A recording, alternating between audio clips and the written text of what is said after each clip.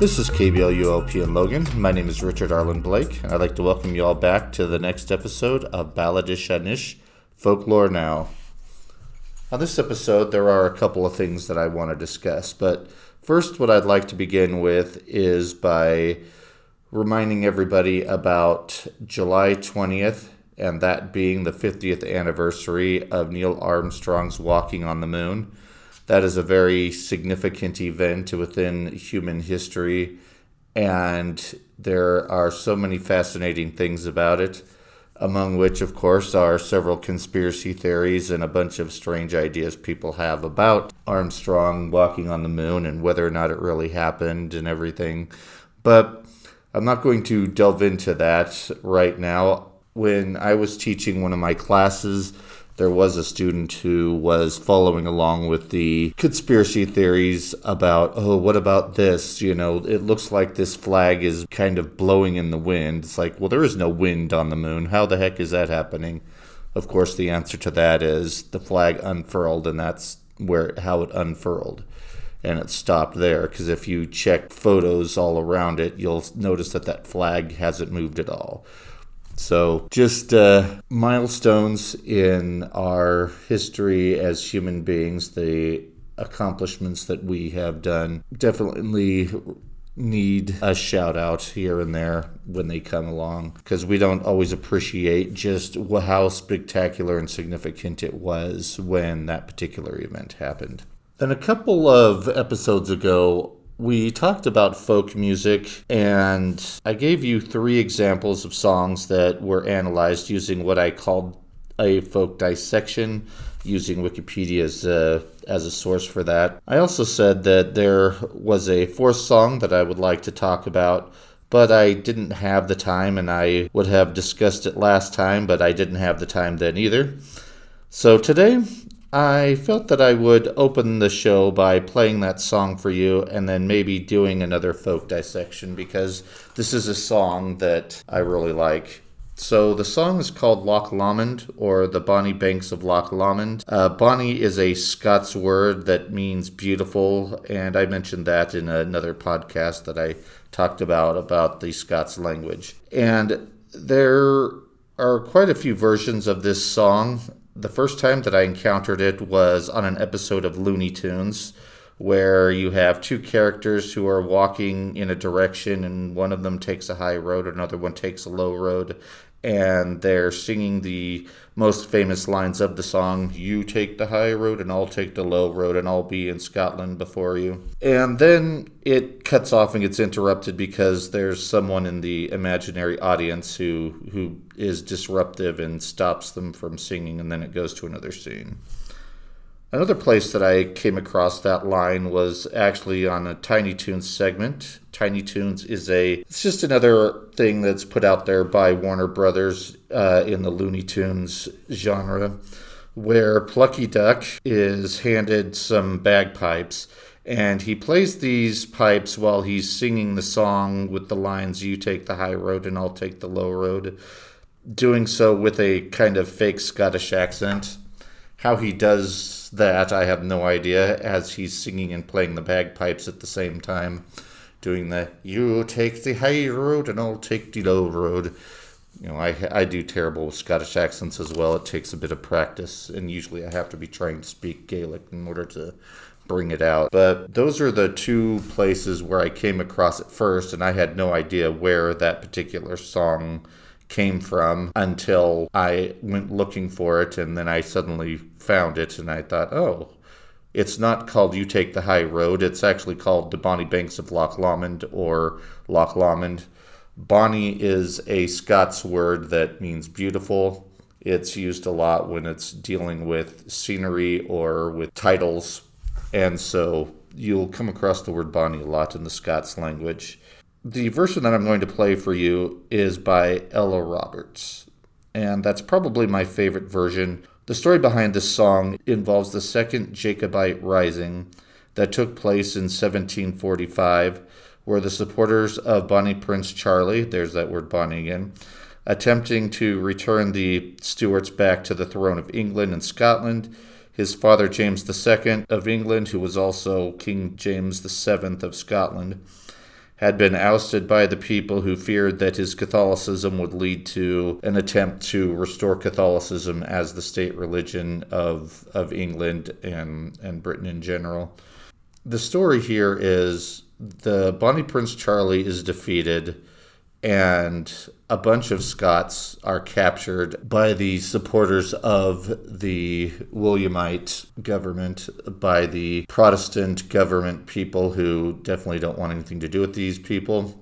They're taken to London, where they're put on trial, and of course it's a show trial, but a bunch of the relatives of these people who have been condemned go there to see their family members. They're there, they see their family members die, and then, of course, after the trial, London is a good distance from Scotland, and so they're walking back from London to Loch Lomond, as this song indicates in one particular person. What essentially it's saying is, you take the high road, meaning the dead relative who's being carried in a carriage is being taken on a higher road over to Scotland where they're to be buried. And I'll take the low road. I'm going to be walking on the road all the way to Scotland, a long walk distance. Basically, the singer is a living person, pretty much indicating, I will see you in Loch Lomond, and you can kind of read into that what you want. But that's not quite what you think of probably when you hear this song, but that is the story behind the song. When I first heard the song, I thought they were talking about a couple of lovers going and meeting somewhere. You go this way and I'll go that way and I'll be there before you or whatever. Of course, if you actually listen to the words word for word, it's a little, you can tell there's a sad element to it. And so I had to actually read the song. We don't always read the words of a song when we listen to it and like the song. We kind of pick it up later, the word. Basically, I'm going to play you this song, and then I'm going to do another folk dissection for you. But this song I just couldn't go without talking about because it is really culturally significant, and I wanted to make sure that you knew the story behind it before I played this.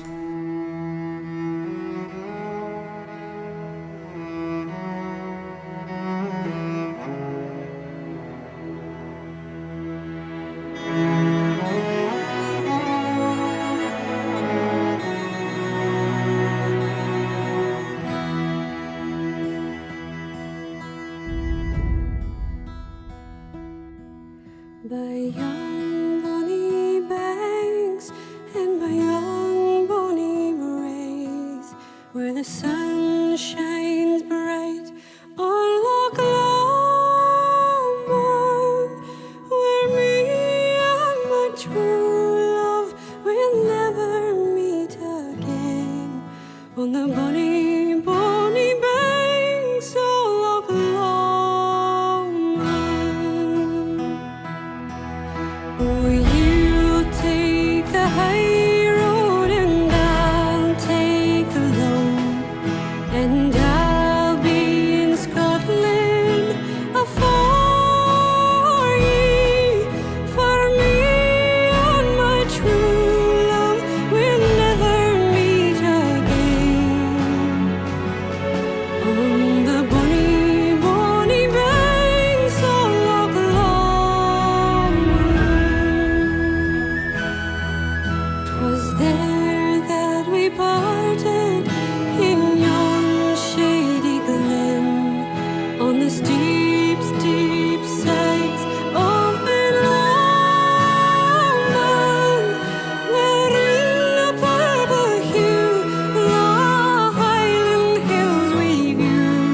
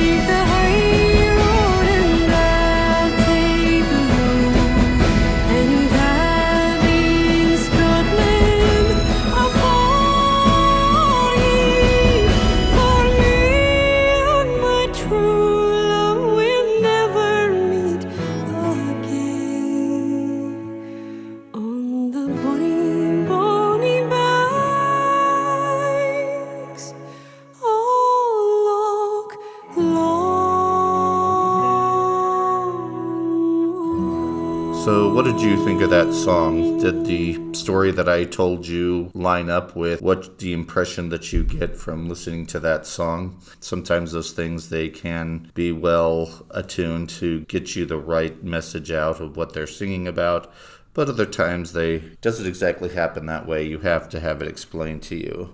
One other thing I guess I should point out to you is that Bonnie Prince Charlie is a big hero in some areas when it comes to nationalism where people are fighting against the English. The Irish had Bonnie Prince Charlie as a potential hero that will save them from the evil English Protestants, save their Catholicism and everything from the British, the English. And so we listen to these songs and the impressions that we get are mixed. I've talked to a few people who had different ideas about what it is that they are actually singing about. And there are some pretty interesting ones. The most common misconception a lot of people have is that it's about a couple of lovers who are going to meet at Loch Lomond. But of course, that's not the case, unless of course they're there to meet the ghost of that lover. And I would have to go and look through a few other places to find out all the different ideas that people have had, but I'm not going to go into that right now. The purpose here is to do my folk dissection. I just feel that this song is really culturally significant, and therefore I felt that I should bring that in as an element of folk music. So if we go over here onto the characteristics chart on Wikipedia, we have, was it transmitted through an oral tradition? This song is pretty old. It dates back to the 1800s, or the 18th century, sorry, not the 1800s. It's been passed on and on and on. I mean, it's been through oral tradition from one person to another for a long time. As I pointed out to you before, Looney Tunes picked it up and threw it in a couple times. And so it definitely falls into it being passed on through oral tradition. Then the music was often related to national culture. Like I said, this deals with a Scottish rebellion. It is Scottish culture, Scottish nationalism, and Catholic culture as well. So it certainly is music that is related to national culture. See, they commemorate historical and personal events. Okay. Jacobite rebellion, that is put down, and these people are brought to London to be executed. So it is a historical event. And then the song has been performed by custom over a long period of time. Like I said, a couple centuries old, so it certainly has been performed that many times. And so this is a folk song. Of all the songs that I've dissected for you, only one of them wasn't a folk song. I don't know if I'll be doing any other folk dissections in the future, but I just wanted to do this one because I thought it would be fun to do that. The next thing that I want to bring up is a lot of people, I guess, who don't understand exactly what folklore is might misconstrue a few things as folklore that might not be, but are similar. As we've said plenty of times, as I have said plenty of times, folklore is informal traditional culture. It is basically the traditions of the folk. They originate with the folk and rise up from the folk. But does it always have to be bottom up? Can folklore be top down? And the answer to that, just offhand, would be no, that's impossible. But a lot of times when you have government or public officials trying to go out and create things, to bring things out that they think are important, or they want to create some new tradition, that is coming from the top down, right? So they might be collecting a lot of different cultural events or a bunch of literature, poetry, kind of like the Cowboy Poetry Festival in Elko, Nevada. That is folklore, correct? That it's run out of the Folk Life Center there. And these people are coming together, and most of them, of course, are singing. And therefore, that's an element of folklore, but that is top down because they created the situation for these people to come. However, what these people brought with them is theirs, and therefore you can say it's bottom up rather than top down. Some things that people try and bring that are top down, they want to create or they want to reinvent something that hasn't been around for a long time. This kind of gets you on a little iffy scale, but when we're talking about this, we have to ask, okay, this government agency wants to go and create this particular event. They want to make this a tradition. They want to continue this on. And what if, this happens, people are getting together. Is this now a folk tradition that the government brought in to pretty much harmonize with everything? A lot of times the government has probably borrowed this from someone else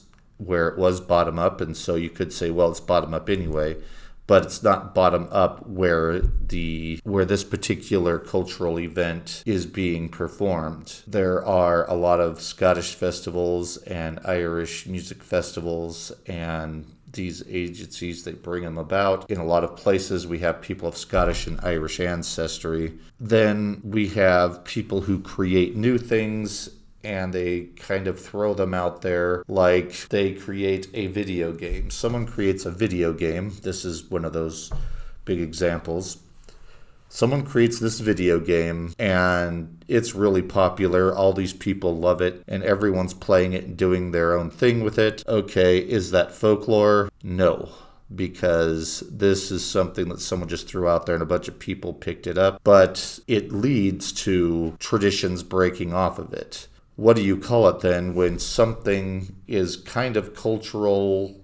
It's brought in there by one person, and then it's picked up by a bunch of people, and then it's broken off. What the folklorists have decided to do with this is call it folklore-esque. And so folklore-esque essentially is where things can come out like Lord of the Rings or The Hobbit. People can take these things that in a way they do look like they're culturally significant, but they're not informal traditional culture in and of themselves. It's what breaks off of them that becomes informal traditional culture.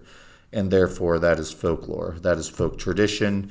People get together into J.R.R. Tolkien clubs. People get into science fiction writing clubs. These organizations, these groups, these are folk groups that came about because of Lord of the Rings. Lord of the Rings is not folklore. Lord of the Rings is folklore-esque in how it connects and becomes a folk tradition. There's other things that can be said about it, but I think I'd mostly be repeating myself with this topic. And I just want everyone to realize that sometimes things are not necessarily folklore, even though other people may be trying to make it look that way. It doesn't mean it's not interesting or that it's not significant. It's just not folklore.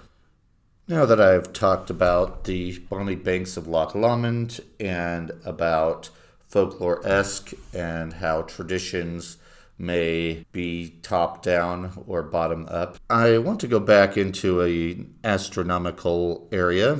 Maybe I should have gone into this right after I talked about Neil Armstrong landing on the moon, since this is also dealing with the moon, but I guess this is as good a place as any to bring this up again. On NASA's website, there is a place where you can find a bunch of pictures of the day that NASA puts out there. When I look onto that website, there are a whole slew of really awesome, interesting photos. You have pictures of the planets, you have pictures of the moon, you have pictures of huge gas clouds like the pillars of creation that are visible through the telescopes where they take pictures. A lot of the names that they give these, of course, imply Christian or Greek and Latin mythologies and legends to explain them in a way that kind of makes it more interesting. And one particular thing that caught my eye recently was the picture of something called a strawberry moon that was rising up behind the Temple of Poseidon in Sonion in Greece. Whenever you look at ancient Greek architecture, even though it's run down over the years or a lot of it's collapsed, it still brings out a lot of imagination. But when you see this strawberry moon in this particular situation, you are reminded that another element of folklore is myths. Mythologists and a lot of people who are in the history area tend to want to keep myth to themselves and talk about it as something of cultural significance that passes down, that historians will talk about. But mythologists don't always consider what they do as folklore. Maybe the attitude has changed, I am not sure. Poseidon is the god of the sea, the Greek god of the sea, and this particular temple is sitting pretty much near the coast. And so when you see Luna going up over the horizon here, you're reminded that nature itself brings out a lot of mythological ideas, a lot of traditions. Many events, like the Olympics with the Greeks, pretty much originated as a celebration of the gods, or out of respect for the gods, fear of the gods, saying, oh, please don't hurt us. Let us give these sacrifices to the gods so that they don't harm us in the future, or maybe they'll give us some benefits if we do that. The gods, some of them are seen as benign. Some of them look like they are coming out to stand for justice, like the goddess Artemis, the goddess Athena. They tend to be depicted as being goddesses of justice or of wisdom. They are representative of what is good in society. But a lot of the gods have kind of decadent histories themselves, if you use the Iliad and the Odyssey and other Greek traditions to go back on. And that's why Zeus has so many illegitimate children. He pretty much cheats on his wife on a regular basis. And you can say, well, that's kind of how male society worked back then. You had your wife and then you had all these mistresses or whatever, because you really only settled down with this woman because you need to have children. So the ideas about the gods are mixed. And when the Romans picked up on the Greek gods, they pretty much started to try and make Greek and Roman gods equilateral, like Zeus and Jupiter, or, well, Apollo's the same for both. You have Diana and Artemis, you have Poseidon and Neptune, and people don't always realize that the names of these Roman gods actually predate the interaction with the Greeks, and therefore many of these Roman gods actually have other traits that are different from their Greek counterparts or their Greek equilaterals. The Romans just loved to incorporate everything Greek into their society, and so they had to do this, I suppose, in order to keep themselves within the Greek tradition. One of the gods is Kronos. So Kronos is technically a Titan. I don't know if you're a Titan, you can't be a god, but he is definitely not one of the Olympian gods, though he is the father of 6 of the members of the Olympian gods. And basically, Kronos ruled the Titans, ruled over the gods, until one day Zeus was born and ended up killing him. The story is far more complicated than that. I kind of glossed over the fact that Kronos had a prophecy that he was going to be overthrown by one of his children, and therefore every time his wife Rhea had a child, he would swallow the child, because he couldn't have this person grow up and overthrow him. And of course, Rhea happened to take Zeus and hide him from the god and replaced him with a stone, and therefore Kronos swallowed a stone instead of Zeus. But then Zeus came back later. He overthrew his father, threw him out of Mount Olympus, and the other children of Kronos were regurgitated by Kronos by something that Zeus did. Different sources contradict each other on what exactly happened.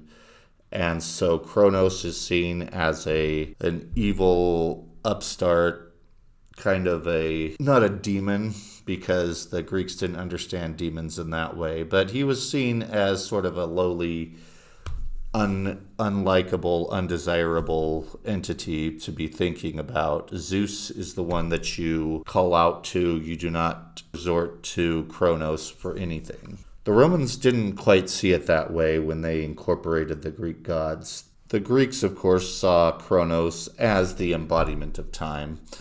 How that turned into him being a evil god, I'm not sure. But the Roman equivalent of Kronos is Saturn. So Saturn, of course, is the name of a planet.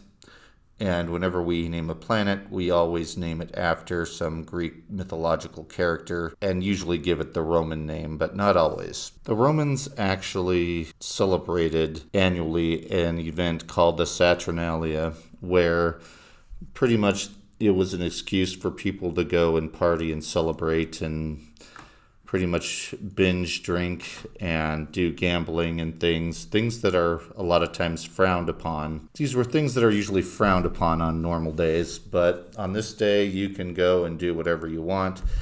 Sort of the Halloween back then, but of course not quite the same.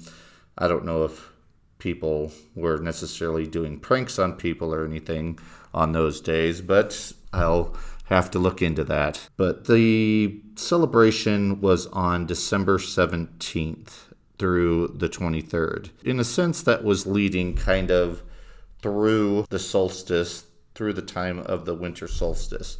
I've talked about legends about the winter solstice before, and here is one of those traditions that the Greeks and the Romans were doing, mostly the Romans, as I said.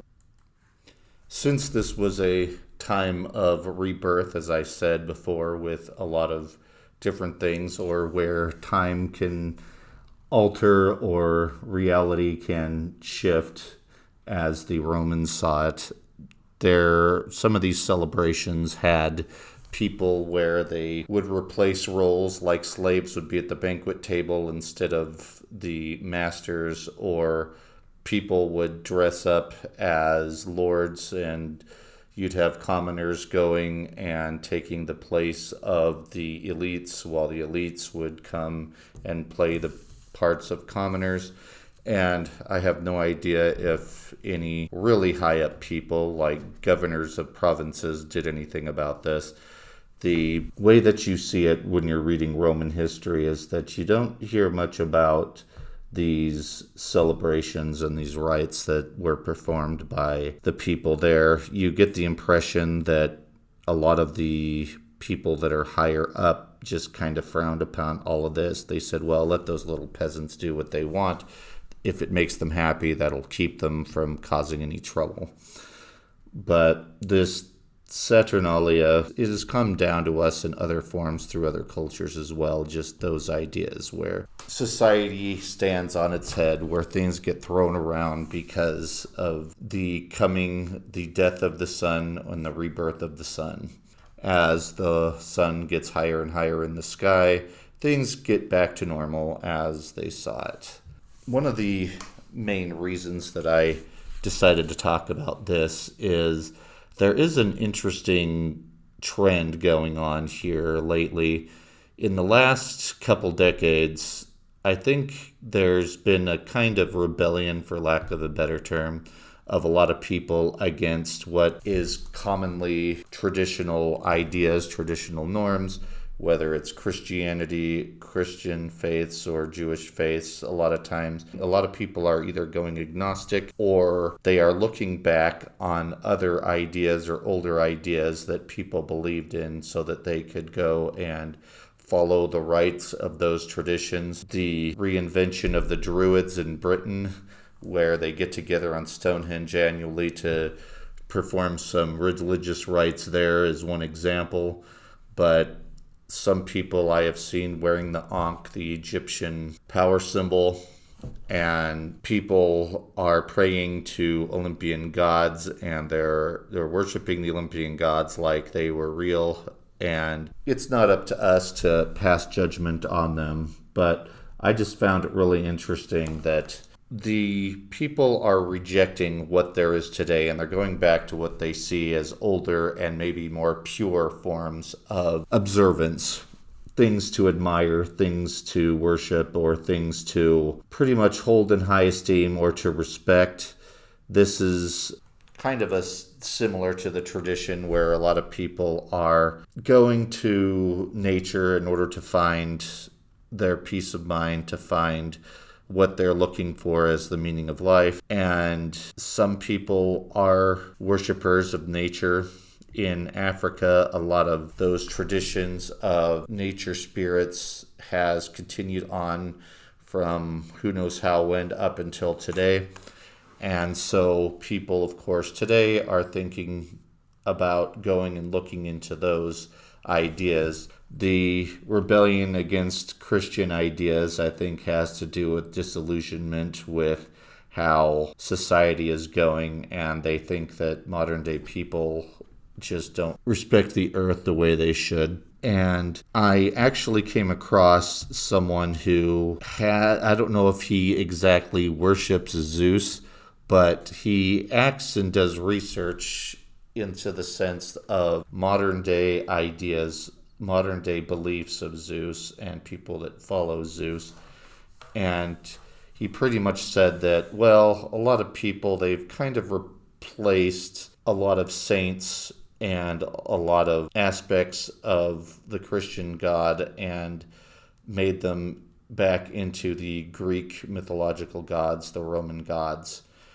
And I contend that a lot of the things that have come about in Catholicism, like St. Christopher being the patron saint of travelers and patron saints of one thing or another, it seems to me like what's going on here is they are replacing a Greek god with a saint this or saint that, but then other people are saying, oh, you are being oversimplistic to simply say that all they're doing is changing the names of the Olympian gods. That's insulting.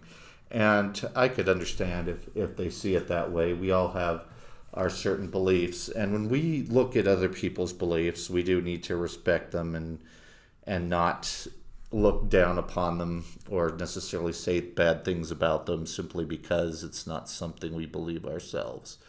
Just like, to be honest, I do believe that there are ghosts out there, and I've heard a bunch of ghost stories. I don't know if I believe them, but I do believe that there are things out there that we can't explain or that we don't understand.